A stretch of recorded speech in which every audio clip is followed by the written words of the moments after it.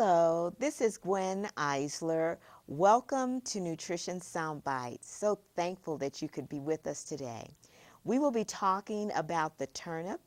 It's a member of the cruciferous family in the group that is called Brassica, and it is truly a superfood.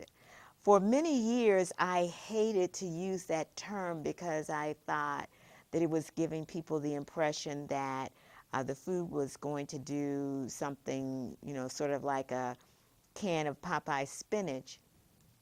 But the truth is, this is a super food. It has so many health benefits that I want to share with you today. And I definitely want you to know that if you try it, you're going to be very, very pleasantly and happily surprised. I've also brought in some samples of ways that you can eat it. I know that many people grew up eating turnips with boiled greens and the turnips chopped up in them. Some people have turnips on the side. But today we're going to talk about turnips in completely new ways because we want you to get the benefit of everything that is in the turnip for you to have. Now, one of the benefits of turnips, you would not think that this is the case, but one of the benefits of turnips is that it lowers cholesterol. Another benefit of turnips is that it helps us to keep our body weight low. But the thing that we're going to focus on amongst some others, I shouldn't say focus because there are so many things that I want to share with you about the turnip, is that it is an anti-carcinogen. It fights cancer. And as I mentioned last time when we spoke about rutabagas, and even the time before when we spoke about carrots, everyone lives in terror of developing cancer, and yet there are foods that we have abandoned as old and antiquated that actually helped our parents and our forebears be healthier. And so when you think about a turnip, one of the things that is found in it is a compound called isothiocyanate, and that actually develops into another compound, or is developed from another compound that we talked about before, that's the glucosinolates. These are compounds that are specific to the cruciferous family. So we're talking about things like broccoli or Swiss chard or cabbage or spinach or Brussels sprouts, turnips, rutabagas. All of those foods have these compounds in it to a certain extent. Now, these compounds have been shown to reduce not only your risk of developing cancer, but they reduce your risk of developing a coronary artery disease. They reduce your risk of developing neurodegenerative diseases such as Alzheimer's or dementia. And we're all concerned about keeping our minds sharp. They help you to reduce your risk of developing COPD. They help you reduce your risk of renal fibrosis. This is very important. They also help in terms of reducing gingival fibrosis, and they help with hepatic steatosis. Now, the hepatic steatosis is something that is really plaguing us in these days. It's also known as fatty liver. And so there are a lot of people who have metabolic syndrome, and they're dealing with hepatic steatosis. Turnips helps to reverse that. And so it's a food that we think of as old, we could always count on grandmother having it, and our parents, but this is a superfood and we need to bring it into the 21st century with us. Now, what it does, it reduces the influence of reactive oxygen species. These are chemicals that are naturally occurring in the body, and they are reactive. That's part of why they call them that. If you wanted to get a good mental picture of what that is, it would be like, say, a ping pong ball that had been in the heat, and one side of it was hot, and if you threw it and it would stick to the wall maybe, or it would then somehow affect the thing that it touched because of the heat that was on the ping pong ball. That's what reactive oxygen species do. They themselves are reactive, and they transfer that to anything that they touch. So the things that are inside the body that reactive oxygen species touches, it damages them. And so we know that that's the cause of coronary artery disease or cardiovascular disease. It's the cause of hepatic steatosis. All of the ailments that I mentioned are affected in some way by reactive oxygen species. Turnips quenches that heat. It takes it to itself so that it's not affecting our body. Isn't that great? And when you think of things like pancreatic cancer or bladder cancer, which are very hard to diagnose and very hard to treat, a simple food that is a superfood like the turnip or any of the foods that are in that family of foods, the cruciferous family or the brassica family, any of them have the capacity to contain those compounds that actually quench reactive oxygen species and thereby reduce your risk of these ailments. And so when we think about, I'd like to have a healthy heart, or I'd like to have my mental function until I'm 110, or I would like not to develop pancreatic cancer, you definitely want to include turnips in your diet. Now, the other thing, the other side of that, reactive oxygen species causes inflammation. Remember I said they transfer like their hot spot to something else? And so that creates chronic inflammation in the body. Again, these foods actually reduce that inflammation. So many of the ailments that we have on the front end, it quenches the reactive oxygen species, and on the back end, it reduces chronic inflammation. So that means it can even affect the level of inflammation that you experience with arthritis or even rheumatoid arthritis by reducing chronic inflammation. So again, we want to include them in our diets. We want to work them in, and some of the samples that I brought in will do that. Now, there have been some studies that have been done on people who are cigarette smokers and who, as a result, develop lung cancer. And what has been determined is the people who had turnips or the brassica group of foods in their diet were less likely to proceed to full-blown lung cancer. Isn't that great to know? Now, what I would strongly suggest is that you stop smoking. That would be like my first recommendation. But if you feel that you cannot stop, then you absolutely want to include turnips in your diet, which, by the way, have a great deal of vitamin C.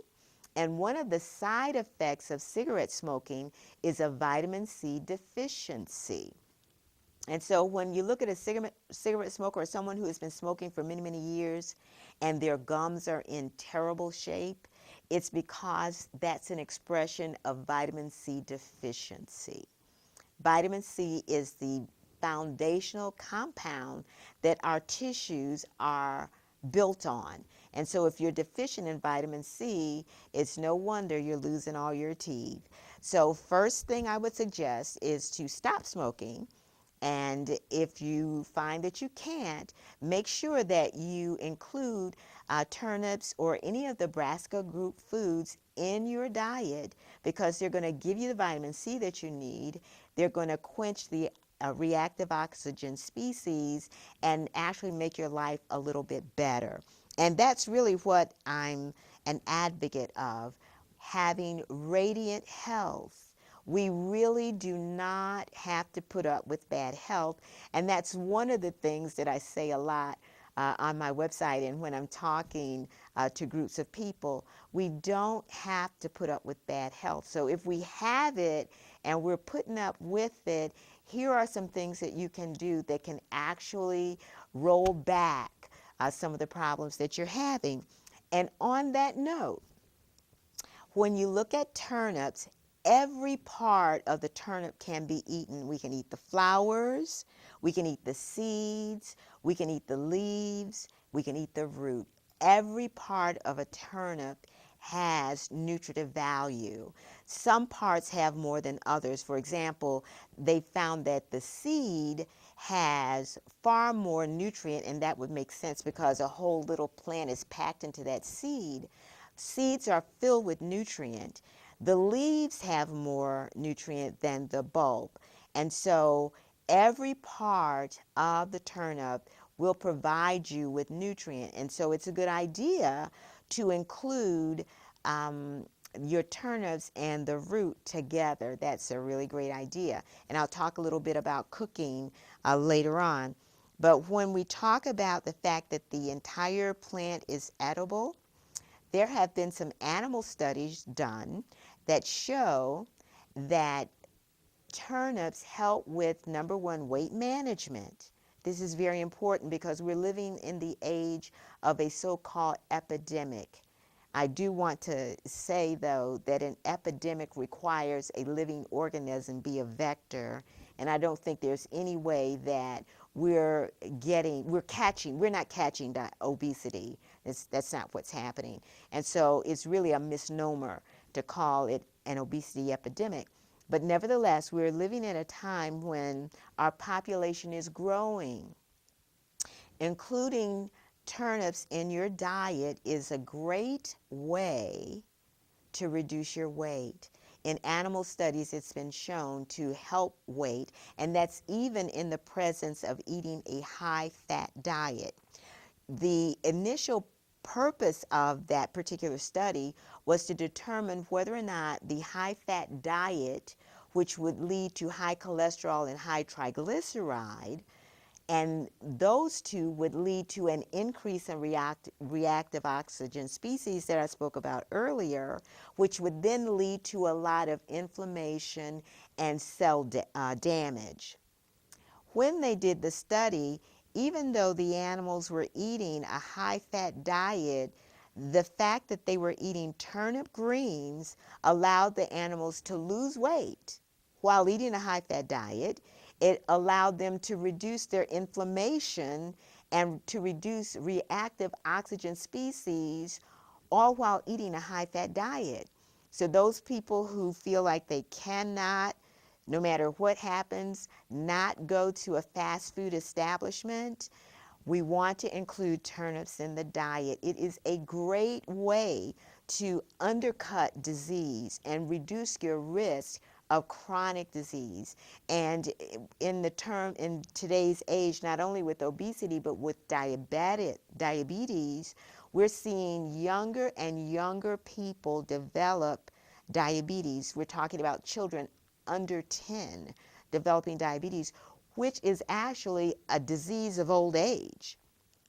So including turnips in the diet is a great way to reduce the risk of developing diabetes as a child. It's a great way to manage diabetes if you have it, and it's a great way to reduce the risk of the complications of diabetes that come from oxidative stress. And so some of the samples that I brought in today, I want to just call your attention to. In this middle plate here, I have turnip fries. Yes. Can you believe that? Instead of potatoes, we have turnips, your regular white turnip. We've sliced it just as if it were a potato, and we've cooked it with red onions, which now look purple, and it is delicious. It took all I could do to get them here today because my husband wanted them to stay home. What is the benefit of these? All of the things that I mentioned above, but if you're battling diabetes and you want potatoes, this is a perfect substitute. It cooks like a potato. It tastes sweeter than a potato, but it's lower in carbohydrate. And there are people who I have recommended be on a diet that includes lots of turnips, lots of carrots, lots of rutabagas, and these people have actually had the experience of having their blood sugar go down. So what you want to do is make sure that you're including turnips in your diet. Now, the other thing that I brought in today is a carrot and turnip slaw. It has some raisins in it, and it has some sugar snap peas with a little, what is that, coleslaw dressing. This is delicious. I cannot describe to you. It has the same texture as if you were having cabbage and carrots together with raisins. It's delicious. And then the other thing that I have here is roasted turnips. They are excellent.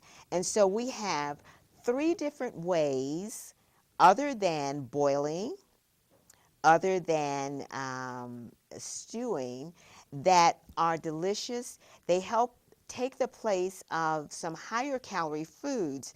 There are half as many calories in a turnip as compared to a potato. There's more vitamins, more mineral in a turnip than in a potato, and it reduces your blood sugar. Win, win, win. So these are great ways to enjoy the turnip. Now, something else that I want to talk about that it doesn't come up very much in conversation these days, but this is critically important. We are living in a time when osteoporosis and osteopenia are exploding. So what we want to do is make sure that we're including turnips in our diet. They cause our blood to be alkaline, and that prevents our bones from actually leaching out calcium. Perhaps I'll talk to you more about it. We've already covered carrots. We talked about rutabagas. Today we talked about turnips. In the future, we're going to be talking about parsnips, and we're going to tie them all together in a fabulous medley. And so I would love to hear from you. You can reach me at www.gweneisler.com. That's my website. You can get to me on Facebook at GWI Nutrition Services, LLC, or you can tweet me at Gwen Eisler on Twitter. Look forward to talking to you, and until next time, enjoy your turnips. Bye-bye.